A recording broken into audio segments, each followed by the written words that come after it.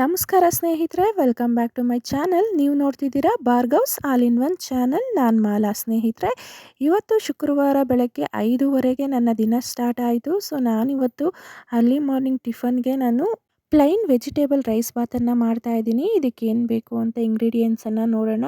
ಈ ರೈಸ್ ಬಾತ್ಗೆ ನಾನು ಯಾವುದೇ ಥರದ ಮಸಾಲೆಯನ್ನು ರುಬ್ಬಿ ಮಾಡ್ತಾ ಇಲ್ಲ, ಹಾಗೆ ಪ್ಲೈನಾಗಿ ಮಾಡ್ಕೋತಾ ಇದ್ದೀನಿ.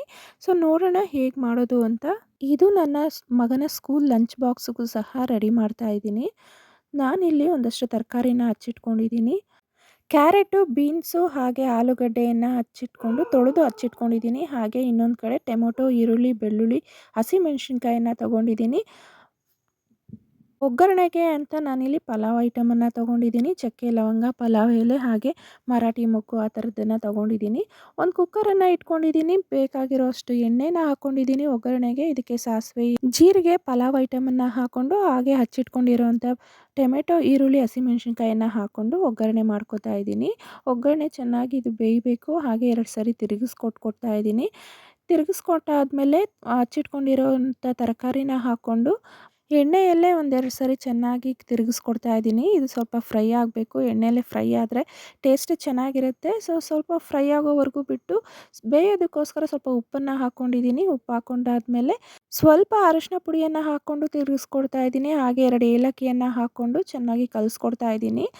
ಚೆನ್ನಾಗಿ ಕಲಿಸ್ಕೊಟ್ಟಾದ್ಮೇಲೆ ಒಂದು ಅರ್ಧ ಕೆಜಿಯಷ್ಟು ಅಕ್ಕಿನ ತೊಗೊಂಡು ಕ್ಲೀನ್ ಮಾಡಿ ತೊಳೆದಿಟ್ಕೊಂಡಿದ್ದೀನಿ. ಅದನ್ನು ಹಾಕ್ಕೊಂಡು ತರಕಾರಿ ಜೊತೆಗೇ ಎಣ್ಣೆಯಲ್ಲಿ ಸ್ವಲ್ಪ ಅಕ್ಕಿಯನ್ನು ಹುರ್ಕೋತಾ ಇದ್ದೀನಿ. ಈ ರೀತಿ ಸ್ವಲ್ಪ ಒಂದು 2 ನಿಮಿಷದವರೆಗೂ ತಿರುಗಿಸ್ಕೊಟ್ಕೊಂಡು ಬೇಯೋದಕ್ಕೆ ಬೇಕಾದಷ್ಟು ನೀರನ್ನು ಹಾಕ್ಕೊಂಡು ಉಪ್ಪು ಹಾಕ್ಕೊತಾ ಇದ್ದೀನಿ. ಇದಕ್ಕೆ ನಾನು ಮ್ಯಾಗಿ ಮಸಾಲಾನ ಹಾಕ್ಕೊತಾ ಇದ್ದೀನಿ. ಮ್ಯಾಜಿಕ್ ಮಸಾಲ, ಇದು ಟೇಸ್ಟ್ ವೈಸ್ ತುಂಬ ಚೆನ್ನಾಗಿರುತ್ತೆ. ಸೊ ಇದಾಕ್ಕೊಂಡು ಒಂದು 2-3 ವಿಷಲನ್ನು ಕೂಗಿಸ್ಕೊಂಡ್ರೆ ಆಯಿತು. Vegetable plain rice bath ready ಆಗುತ್ತೆ. ಈ ರೈಸ್ ಬಾತ್ ಟೇಸ್ಟ್ ವೈಸ್ ಮಾತ್ರ ತುಂಬ ಚೆನ್ನಾಗಿತ್ತು. ನಾನು ಫಸ್ಟ್ ಟೈಮ್ ಮ್ಯಾಜಿಕ್ ಮಸಾಲಾನ ಯೂಸ್ ಮಾಡಿದ್ದು. ಹಾಗೆ ಇಲ್ಲಿ ನನ್ನ ಮಗನಿಗೆ ಬೆಳಗ್ಗೆ ರೆಡಿ ಮಾಡಿ ಸ್ನಾನ ಮಾಡಿಸಿ ಟಿಫನ್ ಮಾಡಿಸಿ ಸ್ಕೂಲ್ಗೆ ಲಂಚ್ ಬಾಕ್ಸನ್ನು ಸಹ ಪ್ರಿಪೇರ್ ಮಾಡಿ ಕಳಿಸ್ಕೊಟ್ಟಿದ್ದಾಯಿತು.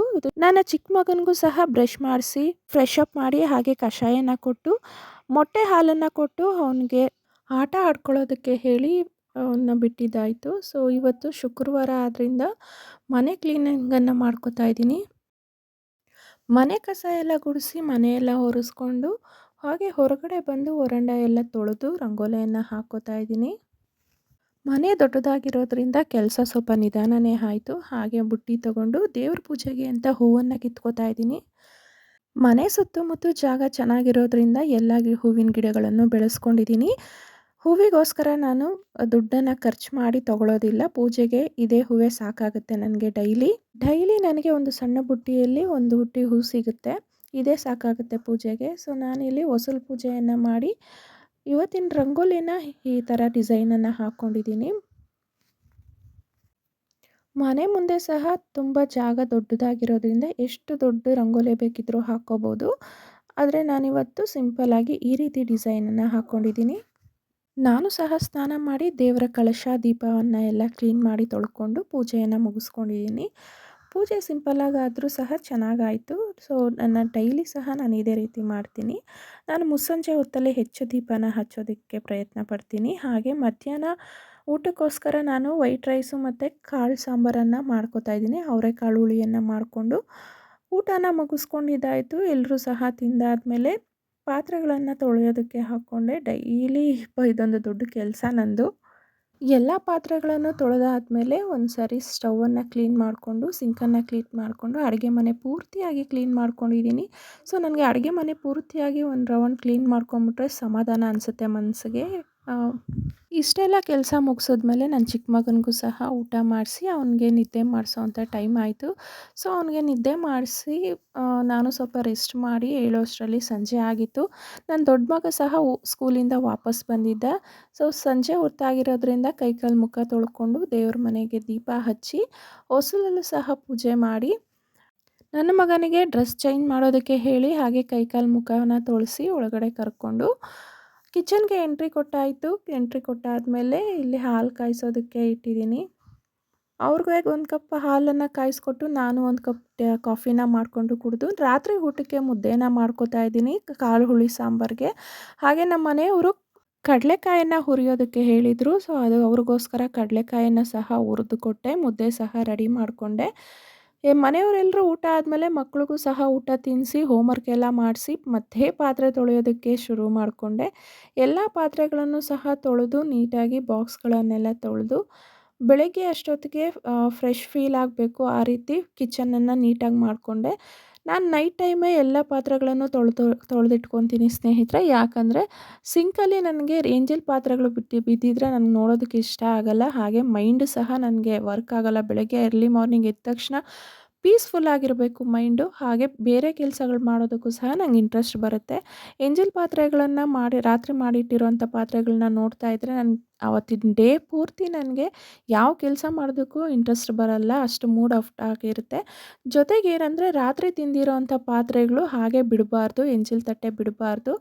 ಇದು ಸೈಂಟಿಫಿಕ್ಲಿ ಸಹ ಇದು ಪ್ರೂವ್ ಆಗಿದೆ. ಯಾಕೆ ಅಂದರೆ ನಾವು ತಿಂದಂಥ ತಟ್ಟೆಗಳಲ್ಲಿ ಹಾಗೆ ಪಾತ್ರೆಗಳೆಲ್ಲ ಹಾಗೆ ಬಿಟ್ಟರೆ ಅಲ್ಲಿರುವಂಥ ಬ್ಯಾಕ್ಟೀರಿಯಾಗಳು 1 to ಡಬಲ್ ಆಗ್ತಾ ಹೋಗುತ್ತೆ. ಸೊ ಇದರಿಂದ ಮನೇಲಿರೋಂಥವ್ರಿಗೂ ಸಹ ಆರೋಗ್ಯ ಹಾಳಾಗುತ್ತೆ. ಮಕ್ಕಳಿದ್ರೆ ಬೇಗನೆ ಆರೋಗ್ಯ ಹಾಳಾಗುತ್ತೆ. ಭೇದಿ ಆಗ್ಬೋದು, ವಾಂತಿ ಆಗ್ಬೋದು ಅಥವಾ ಆಮಶಂಕೆ ಏನಾದರೂ ಆಗ್ಬೋದು.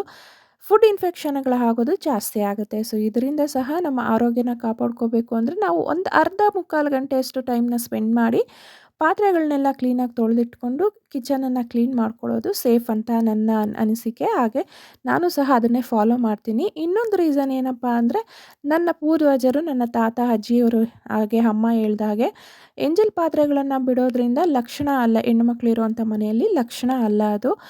ಮುಸ್ಸಂಜೆ ಹೊತ್ತು ಅಂದರೆ ಗೋಧೂಳಿ ಹೊತ್ತು. ಗೋಧೂಳಿ ಹೊತ್ತು ಅಂದರೆ ಹೊರಗಡೆ ಹೋಗಿರುವಂಥ ದನಕರುಗಳು ಮನೆಗೆ ಬರುವಂಥ ಸಮಯ. ಈ ಸಮಯದಲ್ಲಿ ಆ ದನಕರುಗಳ ಕಾಲಿನಲ್ಲಿ ಲಕ್ಷ್ಮೀ ದೇವಿ ಬರ್ತಾಳೆ ಅನ್ನೋದು ಪ್ರತೀತಿ ಇದೆ. ಸೊ ಇಂಥ ಸಮಯದಲ್ಲಿ ನಾವು ಲಕ್ಷ್ಮೀ ದೇವಿಯನ್ನು ಬರಮಾಡಿಕೊಂಡು ದೇವರಿಗೆ ದೀಪ ಹಚ್ಚಿ ಒಳಗಡೆ ಕರ್ಕೊಂಡ್ಮೇಲೆ ಮನೆ ಒಳಗಡೆ ಸಹ ನೀಟಾಗಿ ಇಟ್ಕೋಬೇಕಾಗುತ್ತೆ. ಯಾಕಂದರೆ ಲಕ್ಷ್ಮೀ ದೇವಿ ಮನೆಯ ಮೂಲೆ ಮೂಲೆಯನ್ನು ಸಹ ನೋಡ್ತಾಳೆ ಅನ್ನೋದು ನಮ್ಮ ಅಜ್ಜಿ ಹೇಳ್ತಾ ಇರೋದು ಮಾತು ನೆನಪಿದೆ ನನಗೆ.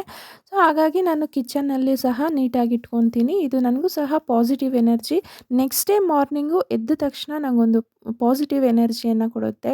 ಮೈಂಡ್ ಫ್ರೆಶ್ ಆಗಿರುತ್ತೆ, ಕ್ಲೀನ್ ಆಗಿರುತ್ತೆ. ಬೇರೆ ಕೆಲಸಗಳು ಮಾಡ್ಕೊಳ್ಳೋದಕ್ಕೂ ಸಹ ಟೈಮ್ ಸೇವ್ ಆಗುತ್ತೆ. ಇಷ್ಟೂ ಕೆಲಸನ ಮುಗಿಸಿ ಸಿಂಕು, ಸ್ಟವ್ ಎಲ್ಲ ಕ್ಲೀನ್ ಮಾಡಿಕೊಂಡು ಅಡುಗೆ ಮನೆ ಕಸ ಎಲ್ಲ ಗುಡಿಸಿ ಕ್ಲೀನ್ ಮಾಡಿಕೊಂಡು ಮಲಗೋದಕ್ಕೂ ಹೋಗೋಷ್ಟರಲ್ಲಿ ಟೈಮ್ 10:30 ಆಗಿತ್ತು. ಸೊ 10:30ಯಲ್ಲಿ ನಾನು ಮಲಗೋದಕ್ಕೂ ಹೋದೆ. ಸೊ ಇದಾಗಿತ್ತು ಇವತ್ತಿನ ವಿಡಿಯೋ ಸ್ನೇಹಿತರೆ. ಬೆಳಗ್ಗೆ 5:30ಯಿಂದ ರಾತ್ರಿ 10:30ವರೆಗೂ ಈ ರೀತಿ ಕೆಲಸಗಳನ್ನು ಡೈಲಿ ಮಾಡ್ತಾ ಇರ್ತೀನಿ. ಸೊ ಇದು ನನ್ನ ಡೈಲಿ ರೊಟೀನ್ ಆಗಿರುತ್ತೆ. ಸ್ನೇಹಿತರೆ, ನಿಮಗೆ ಐ ಹೋಪ್ ಈ ವಿಡಿಯೋ ಇಷ್ಟ ಆಗಿರುತ್ತೆ ಅಂದ್ಕೊತೀನಿ. ಇಷ್ಟ ಆಗಿದರೆ ದಯವಿಟ್ಟು ಸಬ್ಸ್ಕ್ರೈಬ್ ಮಾಡ್ಕೊಂಡು ನೋಡಿ. ಬೆಲ್ ಬಟನ್ನ ಕ್ಲಿಕ್ ಮಾಡೋದನ್ನು ಮಾತ್ರ ಮರಿಬೇಡಿ. ಇದು ನನ್ನ ಹಂಬಲ್ ರಿಕ್ವೆಸ್ಟ್ ಸ್ನೇಹಿತರೆ. ಸೊ ಇದೇ ರೀತಿ ವೀಡಿಯೋಸನ್ನು ಮಾಡ್ತಾ ಇರ್ತೀನಿ. ಒಳ್ಳೆ ರೆಸಿಪಿಗಳನ್ನು ತೋರಿಸ್ತಾ ಇರ್ತೀನಿ. ಹಾಗೆ ಇನ್ನು ಮುಂದೆ ಇನ್ಫಾರ್ಮೇಷನನ್ನು ಸಹ ಕೊಡೋದಕ್ಕೆ ಟ್ರೈ ಮಾಡ್ತೀನಿ. ಇವತ್ತಿಗೆ ಇಲ್ಲಿಗೆ ನಮಸ್ಕಾರ.